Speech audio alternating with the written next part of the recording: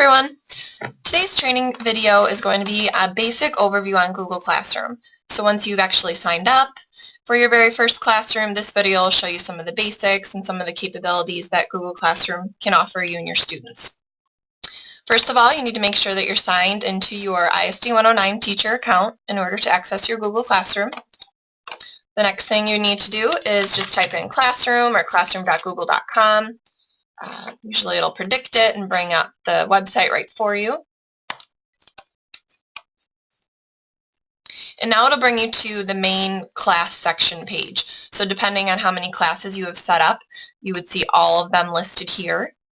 You can see that we have one section set up as a trainer class. One thing to draw your attention to is the plus button. Just like you used this to create a class, you can use it again to create another section of a class. And when students join your class with a class code, they would also go to this plus button and press join class to enter your class section.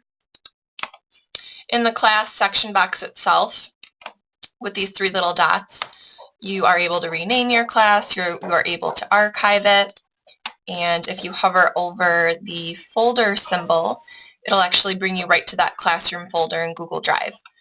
Because automatically when you set up a Google Classroom, it connects with a folder in Google Drive to load up anything that you load in your section. So I'm going to go into my trainer class section, and right now I'm seeing my classroom stream. To actually fill the classroom stream with activity, I would go to the plus button in the bottom right hand corner. And here's where I can create questions, assignments, announcements.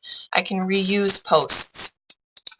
If I scroll down to the left-hand side, I can see if any work is due soon from anything I've assigned to my students. Most importantly is the class code. So this class code is what students will enter when they join your classroom. They only have to enter the code once. So once they're in, unless you removed them. If for some reason you needed to reset the code, you could do that here as well. You can also select a different theme for the backdrop. You could upload your own picture if you wanted to personalize it. And then there is, the next thing we're going to move on to is the student page. So again, you'll see your class code listed in the center if students were going to use it to join. There is an invite button to invite students, but since we don't have student emails set up, it's a lot easier just to have them enter the class code.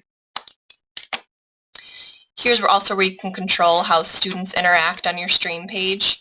So if I selected this drop-down menu, I can change if students can post and comment, can they only comment, or can only teacher post or comment. Depending on the activity you're working on is what will lead you to decide what option to choose. And then finally, the About page will list your name, your email. Here's where you could invite a co-teacher if you wanted to.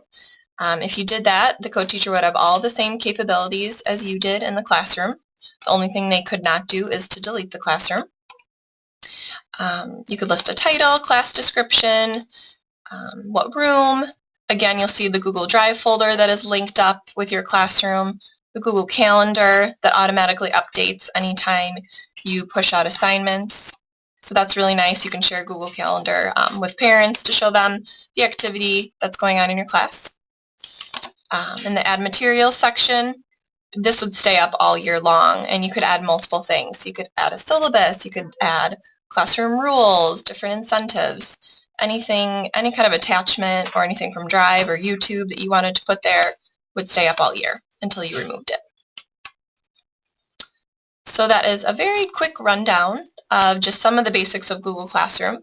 We will be releasing further tutorials and instructions to give you more specifics, but this is just a basic overview. Thank you for watching.